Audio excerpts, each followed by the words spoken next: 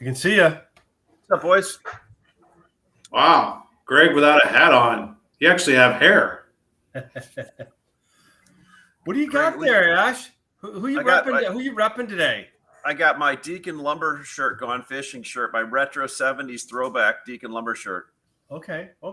I mean, so like people know that they can send us swag and we'll shamelessly promote for them. Yeah, Sure. yeah, definitely, Ken. We should put on Twitter our channel shirt, our show shirt, and sell it and click on it. Okay. So yeah, how are you guys? Are you still down in Naples, Greg? Yeah, we're getting ready to close up shop. Head north.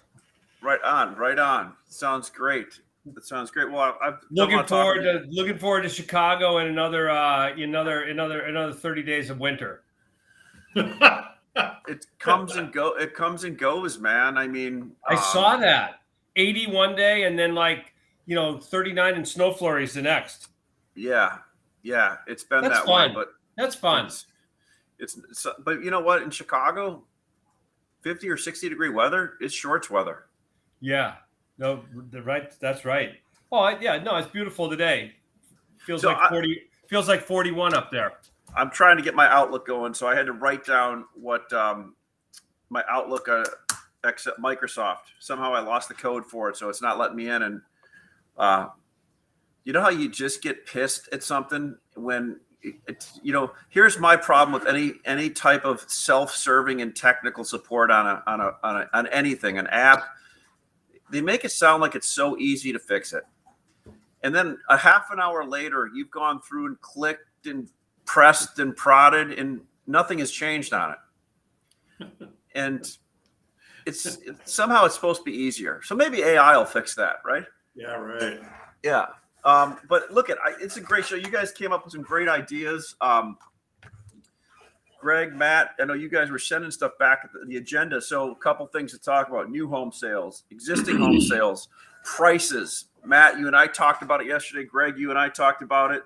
Last week's housing number, I have single versus multi because that's one thing that we keep forgetting about is single versus multi, right? And that relationship, how it always has been and where it's at now. Western U.S. flow being better. Matt, good point. Home center business higher than normal this time of year. And then we'll talk about futures being off $70 1,000 because I'm on social media looking at stuff today and kind of some non-lumber people are looking at that as a precursor for housing prices selling off and housing stocks selling off. And housing, that's another thing. Housing stocks are kind of at, Greg, yearly all-time highs? Currently, the ITB is, it's within, I don't know, it's within $7 or $8 of its all-time high. I mean, it's up 18 on 55 divided by, it's up 30 something percent from October low. Is that good? It's not bad. It's not bad. Greg gets the joke. We used to have a guy that we worked with. We used to have a guy that we worked with, Greg and I, at Block. And when he would sell something and put profit in it, he'd walk up and get this close to our face, and he'd go, "Is that good?" Was that the same guy every time? Oh no, that wasn't. I remember the guy that was able to turn a winner into how he said, "Yeah, so I diverted this car to a guy, I sold it to him, and made $5, and I bought a new car and lost $20 replacing it." Yeah. What? Yeah, and then you're like, let's whiteboard that takes real skill to turn a winner into a loser.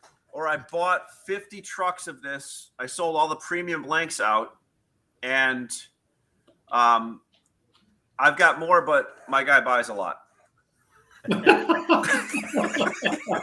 We're like, what? All right, so let's jump into enough frivolity. I'm thinking all over. So I'm going to start it out like this. as Matt and I were talking yesterday, we started out talking about Euro and SPF because that's contract related, right? And what we're seeing here is the markets, if you are not in the business seeing futures sell off, we had convergence today or yesterday, you could arguably say. So you had futures correcting to worship. Does that sound right? Yeah, we're a little early on it, but yeah, we're early. But as long as it happens within a month, it's close. That's for sure. Yeah. So we know that. We know there's some gals that sell Euro that have drawn a line in the sand, at least to some, and they're not going to sell below. And then there's some that are going to sell.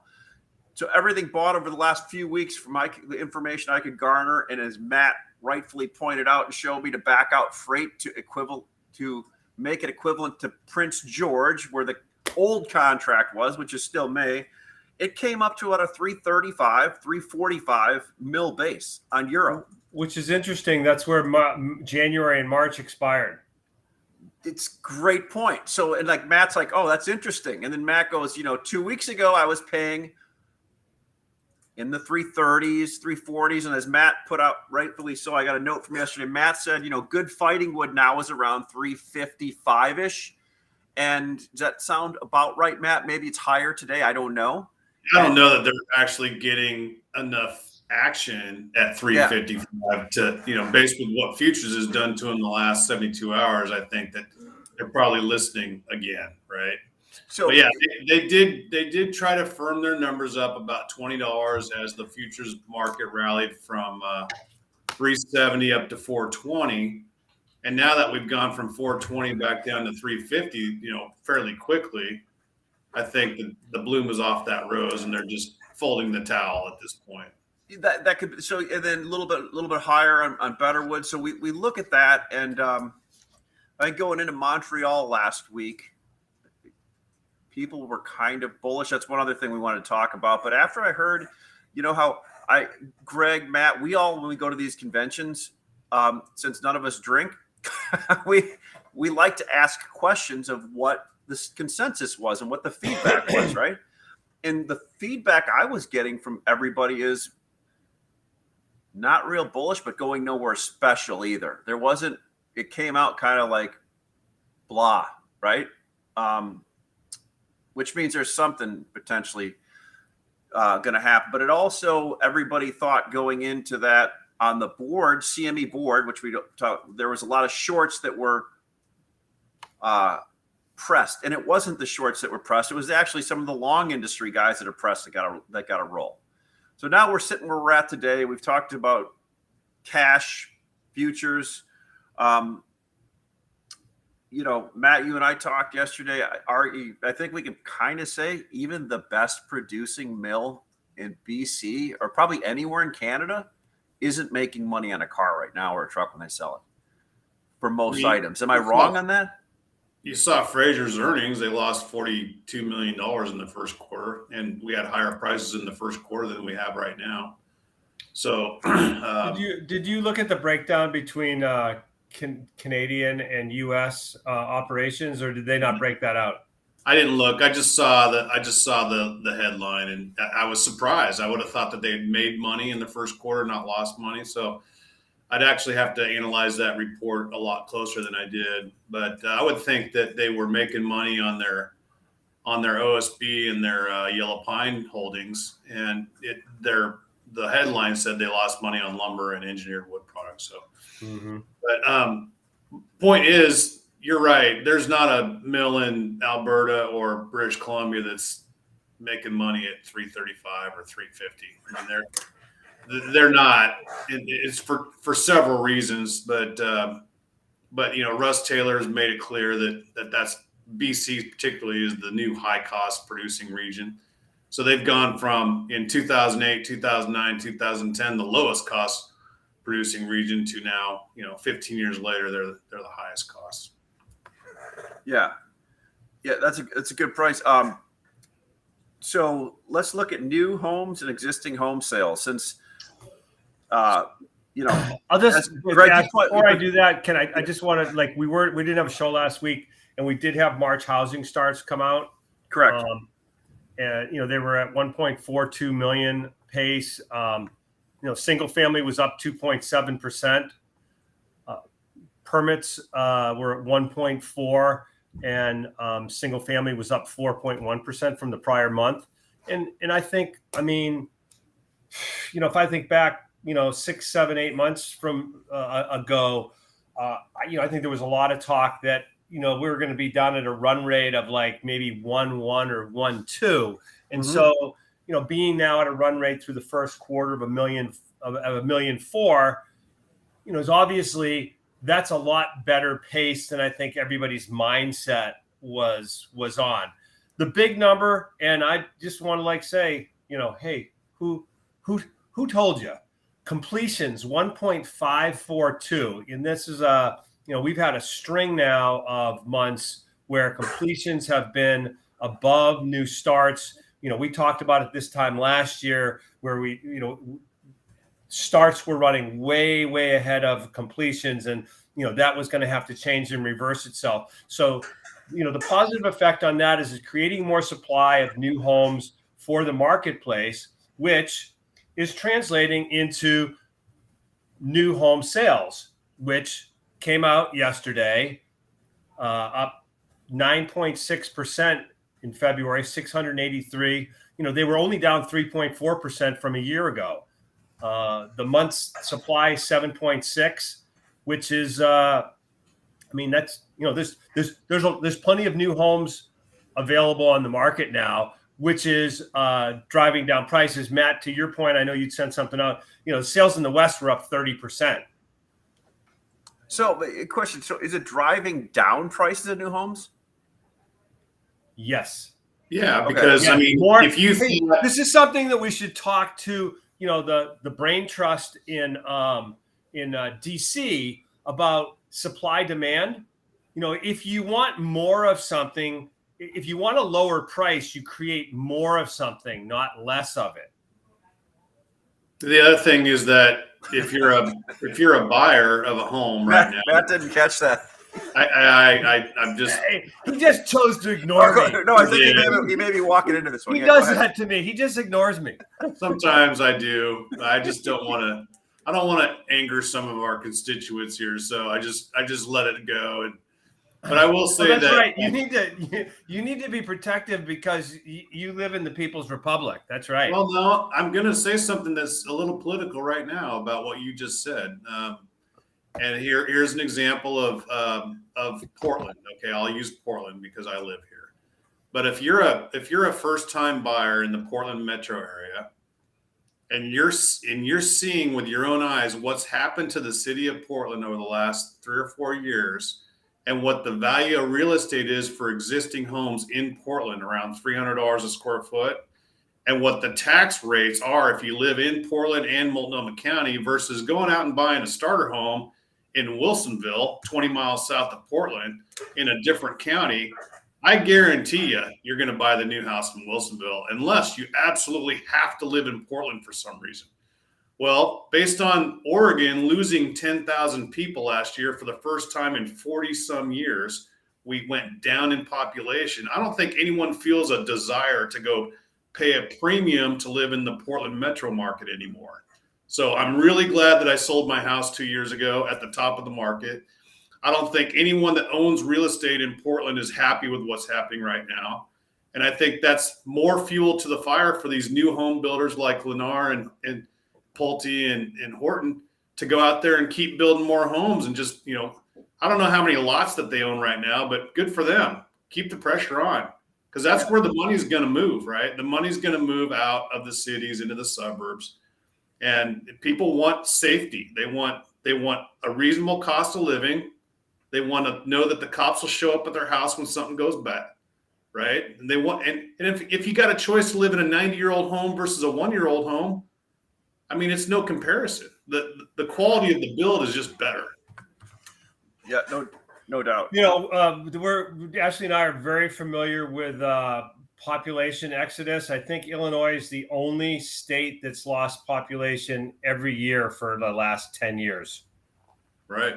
Yeah, no doubt about it. And to where Greg and I, the area we live in north of the city, to your point, Matt, I was at a couple open houses 2 weeks ago, and it was couples from the city that looked panicked, like buying. I was talking to one of the guys. He's like, "Yeah, we have 3 young kids, and we want to get them in school up here and get out of the city." Yeah, And well, and which is great for Greg and I because they're driving our prices of our houses up. It's about time. Now, are we back to break even yet from 15 years ago, Greg, or no? Are we close? I think COVID got us back to break even, but it's like it's been dead money for 15 years. That's for sure. Yeah.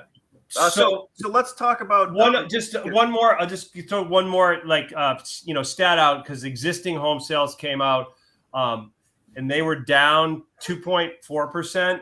The interesting thing is the prices year over year were down for the first time. I think it was since 2009.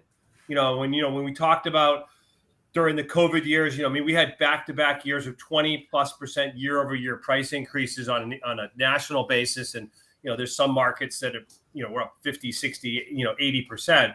And that's also, it's helping with that whole, the whole supply, the affordability issue. There is only a 2.6 month supply of existing homes, which is not true. Because I know why. Why is that true, Ashley? Because every home ever built is a potential existing home for sale. Correct. And the reason for the that challenge is that we have right now is we've got a lot of people that are locked up. They're sitting there. They've got a 2.75, 30-year mortgage, and they're looking at that. They're going, "Oh, I can't do anything because I don't want to go and buy something and have to have a 6.5% mortgage." Now there's a hack. There's a hack to that, Greg.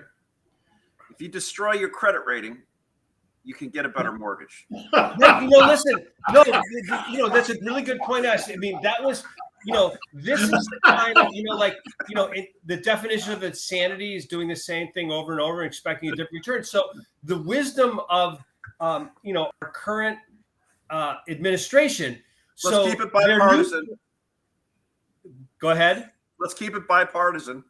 Yeah. No, I mean, I'm just saying they've come out and their decision is we're going to charge people with a good credit rating more in terms of insurance so that we can subsidize people with a bad credit rating. And it just defies any kind of logic how, let's penalize people that have done something good and incent people to have a bad credit rating because then they're going to get a lower price. And they're not. You really think that they'll be able to push that through? If you get a mortgage, I'm skeptical. There's a great article in the Journal today about the regulatory onslaught. And the challenge that we have is that we have a government now, and it's bipartisan, Ashley, in that there's all of these agencies that are unaccountable, unelected, that are staffed with a whole bunch of people that promote what their agenda is, which I'm going to go out on a limb and say that we may lean a little bit differently than those folks, fine folks, those good folks. So, yeah, I just don't think that at the end of the day, some of these policies will be able to last for very long. I think they'll get tossed out by either the courts or by the actual industries themselves, and just like, we're not going to abide by this. Sorry. But you can try to legislate, but we're not going to follow it. An onslaught. If we do this, it's an onslaught of idiotic policies to promote things that make no economic sense. And I mean, it just defies logic, but that's the world. That's the current world we live in. I wanted to jump over to a few things, and Matt was highlight. Let's talk a few things on price because. And Matt, I appreciate you keeping me within the in the bounds, not letting me leave the reservation too far. Sometimes I read these things just like you do, and my initial reaction is the same as what you just exhibited. It's like, this is insane. But then, what I've seen over the last several years is that there's a lot of this stuff that we read it sort of provokes a reaction, but then in the long run, nothing happens. Nothing really changes. And Well, it was a bad idea, and they just forget about it, move on. part of it is that they float trial balloons, and you see Right. how much pushback there is. Exactly. And hopefully this is a policy. I mean, if we go back and we think of the last housing crisis, which was created by a lot of bad government policies that incented bad behaviors, and then cost taxpayers a lot of money, and we blamed somebody else for it, right? It was this guy or that guy, this big bank, that, right? I mean, but it was ultimately it was the government's policies that created the disincentives and the incentives to get us to that place. Yeah, I don't think we want to go back to another housing bubble, honestly. I mean, one of the things that has helped us not have a housing crash here in the last year and a half, 2 years, is the tightness in supply, and the tightness in supply is related to the tightness in credit. These are changes that were made as a result of the previous housing bubble that blew up in our face, and they made movies about, right? Used to be in 2005 or 6, I bought a house, and people at the time were doing interest-only loans. That kind of stuff, and they were doing 5-year ARMs with basically paying nothing, and then people were buying multiple homes, and renting them out, thinking, we're going to make so much money. Because the credit people, like the mortgage brokers and the mortgage companies, weren't hardly even checking your salary versus what you were trying to buy. It was like they were called liar loans.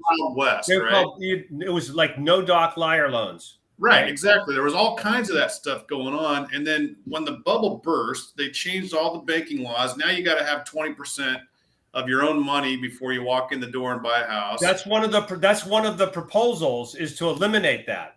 Right? I understand, but I don't think that adults in the room are going to let that happen all the way. There might be some modifications. You have so much more faith than I do, Matt. And I love that about you. Well, let's move on. I just think that's it's like you said, it's a trial balloon. Let's see what kind of reaction we can get, and then they're going to get a lot of reaction right now. So it's interesting. I was talking to a friend about this show and about another show I do, and he had a good point. He's like, a lot of people that buy lumber in this industry, and a lot of different companies, and this isn't all of them, so I'm not painting a big brush, are very intelligent, analytical, wise, and love watching to get information on price. And we go down to farther down to the end use level, like the contractors that watch us, they don't need to be told how to pour concrete or do something or what's going on in their business, but they like hearing about the lumber. Then they go to somebody like you, Matt, or you, Greg, because they trust a bigger personality to go then put deals together for them, somebody that's in it all the time. But what they're saying to me is, we like hearing about what you talk about on price and stuff so much that we listen a lot. We listen to it a lot, right? Nice. Butch Green, corporate procurement manager at Stanley Martin Homes. He's going to send me a shirt. Well, excellent. Excellent. There you go. I'm going to get you that. Yeah, that's going to be that'll be an XL. Butch, that's going to be an XL for him. I'm going to need a double XL. He's been lifted. Just make sure it's tight. It's tight in the sleeves, so it looks good on the beach. You have been in the gym, Ash. I love that. Thanks, Butch. I appreciate that. I will get you. But so what they do is they like listening to what we talk about, and not necessarily my politics. Okay, got it. No. Well, no, which was cool, right? And so I guess the pricing thing is, you guys got to walk me off the bearish wall here, because the last week or two, because everybody was coming to me last week, giving me the bullish play. And Greg, you and Matt are really good at this, because you guys do buy inventory, but you manage risk on it too. And and Matt, you trade in an area that's so freaking liquid. I mean, a huge Texas, and you've got such a good customer base that you've built up, and they trust you so much. You're the go-to person. A lot of people, Greg, you are in your area. What do you think on people right now sitting there going, because I know one thing, talking to people, there are projects sold short on multifamily out pretty far out into the year. I could almost say through the end of the year. And last year, 2 years ago, there was this propensity to, instead of buying, I need 4, but I'm going to buy 12, right? And I get it. And we had waves and waves and waves of buying come on. And we saw what happens. Now people are, I have 4, I'm going to buy 2, maybe hold some and just kind of wait on it. What Right. do you think now going into the back half of the year? What's your advice for people on doing that? Well, I still submit that our market is really is really going to be a supply driven market, not necessarily a demand driven market. And I think demand is going to be steady. We're seeing that. I don't see any of the logistical problems that we experienced last year, right? I mean, that was a big component as to why prices got so high, was logistics. Well, those don't exist anymore. But I just think that until the mills really could drop production below demand levels, that there's not going to be anything that comes from the field that's going to drive prices up 200, 300, even 150. You could get some $100 rallies on news that somebody's shutting a mill down or taking some time off, and we will have summer shutdowns for the Eastern Canadians. I think, as opposed to last summer, they'll probably take plenty of time off this summer, at these prices. So, but I just feel like with the cost of money right now being a lot higher than it was, it's basically triple what it was 2 years ago. So your inventory finance charges are a lot higher. The carrying costs of your inventory from the reload side, if you're paying a reload to manage your inventory, those costs have gone up also.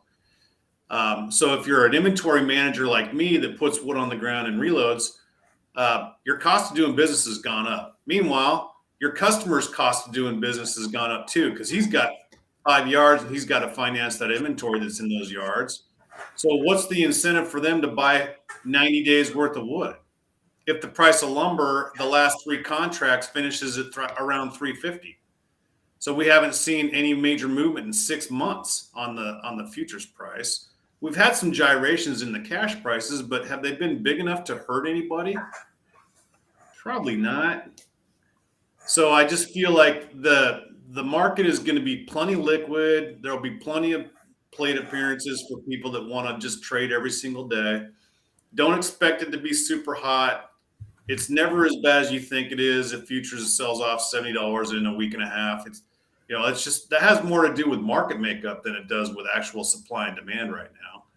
And the reason it went to 420 is because there was 2,100 shorts in the contract, and most of that was fun stuff they were short. They had to get out. Well, once they got out at 420 was the peak.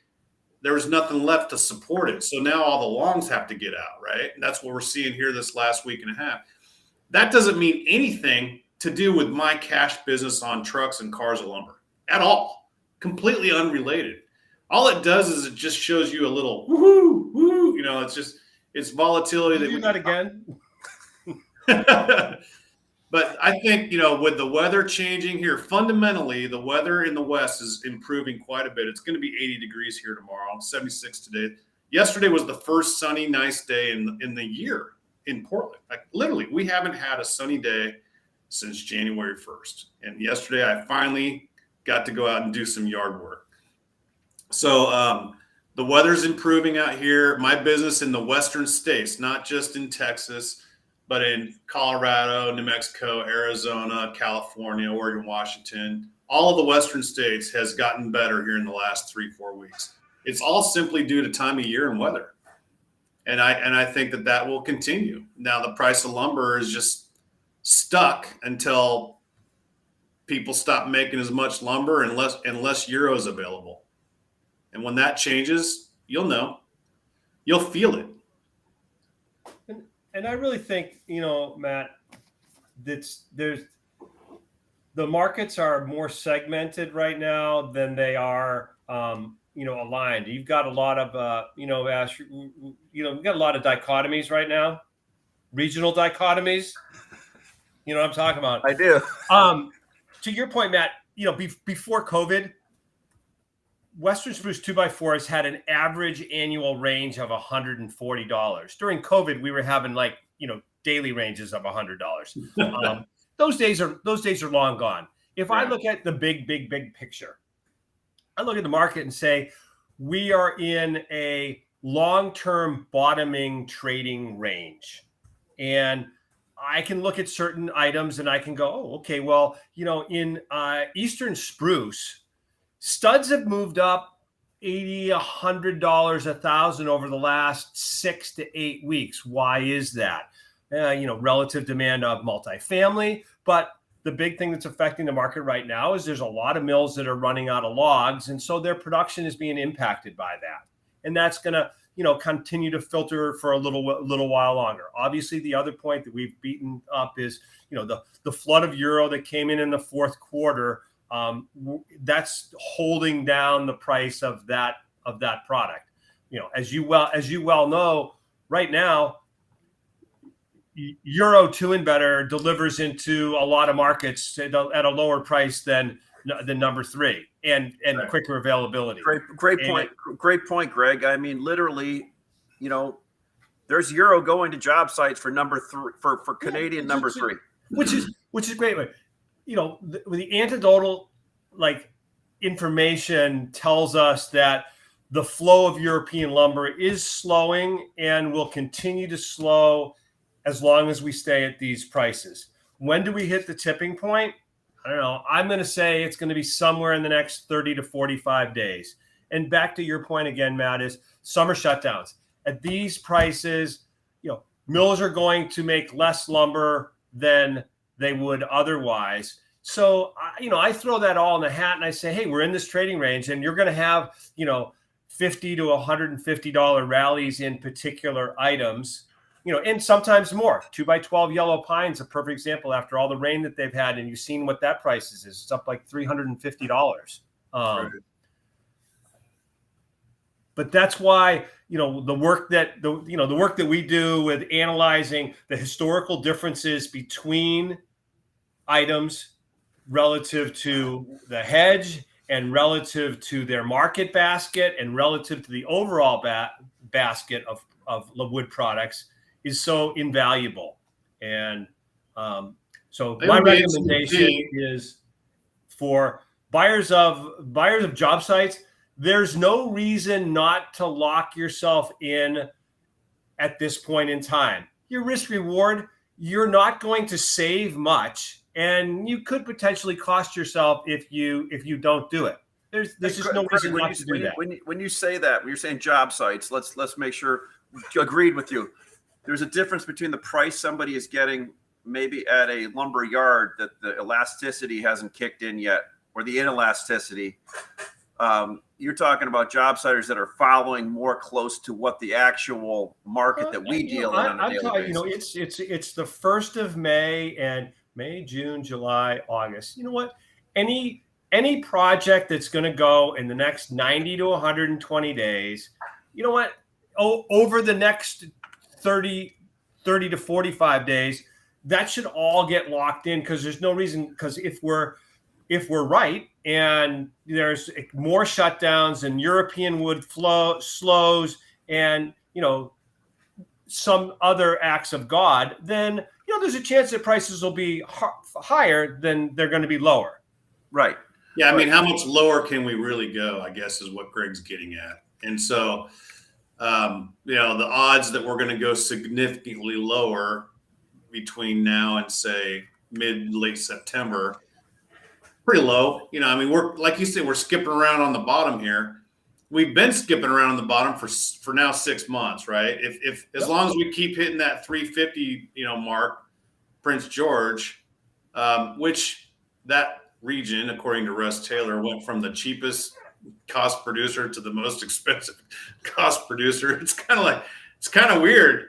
But just doing so people, business is way up, but then, the price of their product is still the same as it was 9 years ago. so everybody understands what Matt means by that. At 350 Prince George, that's about 470 Chicago on a car. Well, maybe 470, 470 Texas on a car, 450. So that's like the equivalent. If you bought that car today, that would be like paying on a 16-footer, a 2x4 16, like $5 a stick. So when you go to your retail yard and you ask them, and they're still quoting you $10 a stick or $8 a stick, is that a lot? well, I'm just saying there's a difference between the market that we Is that talk, good? the Is that market good? we talk, yeah, it is. The market that we talk about here. I want to make sure we know where it's at versus what people are saying. So right now, my advice to people on the far end of the spectrum is, shop it and use this information that we're giving you to shop it. Now, I have seen a lot of people in the Southeast. Pine's still been pretty fluid, right? We've been still moving. People are covering jobs in Southern Pine right now. And if they're not putting them on the ground at this job site, if they're putting them into storage. I think 4 inches are probably a little overvalued here, but it's still probably pretty good with treaters this time of year, right? And 6 inches probably a decent price. So 4 inches not as overvalued as it ever gets. Yeah. But it's currently at a price that would is in the range where it's an advantageous forward sell. That's a good point. I don't know where I was going with that, but yeah. Well, most likely what you're seeing right now, as you look at the second half of the year, spruce is undervalued. Hem fir and inland white fir and yellow pine are overvalued in comparison, right? So you've got like a hemlock is 50 over spruce, inland white fir is 100 over spruce, and yellow pine's 150 over spruce. You would expect those numbers to equalize. Well, I think that those numbers will stay kind of where they are now, and then the spruce numbers need to come up to sort of match that. Does that make sense? My way of thinking is that spruce spruce two and better is now skip along where number 3 prices are. So in my career, if I'm buying 2 and better at the number 3 price, I just ignore number 3 and I just buy more number 2. So and before we sign off, we've gone over because we missed a week, I know, and it's always great to be back with you guys. Just a little tidbit I'll throw out. If we look back at what's happened so far this year, following each of the last 2 expirations of futures, the market has had a rally. I'm not saying that's going to happen again, but that's been what the trend has been so far this year. And if it expires again in the 330s like the last 2, I would anticipate the same to happen again. How much did it rally? Well, January rallied $170. So March went up 170 after January expired. Like it's in the process between expiration and what its ultimate high was. I'm going to say, without pulling the chart up, I'm going to say that March went like $80 or $100. And May went $80 to $100 over March. Gotcha. Okay. So we're looking July. July right now is a $40 premium to May. We do have it like the switch from old contract to new contract. So it's going to be interesting to see how that plays out. Is it starting to get open interest over into the new one? It's yeah. Pretty good. I think total open interest between old and new is about in line with the low level that we've been at. The question is whether it's going to be able to, grow. But the more people that participate in it makes it a better vehicle for the industry as a whole. I'm telling you, if you haven't been participating in lumber futures this year as a basis trader / hedger, you've missed a great year, right? We've been consistently given big discounts and big premiums to either buy and forward sell or sell and hedge our inventory. Yeah. And I remember years where futures and cash basically did nothing. They just kind of pancaked all year long, and there's no angle there. Well, this has been a phenomenal year for lots of different angles. It's been fascinating, actually. So. Yeah, absolutely. Well, Hey, appreciate it, guys. always great to be on with you guys. Let's go. Everybody continue to support the platform. Yeah. Yeah, Right. and Butch, thank you for the shirt. I appreciate that. If it fits me, I'll see if we can maybe get Matt and Greg one. All right, guys. See you guys. next week. Yep. Bye, guys.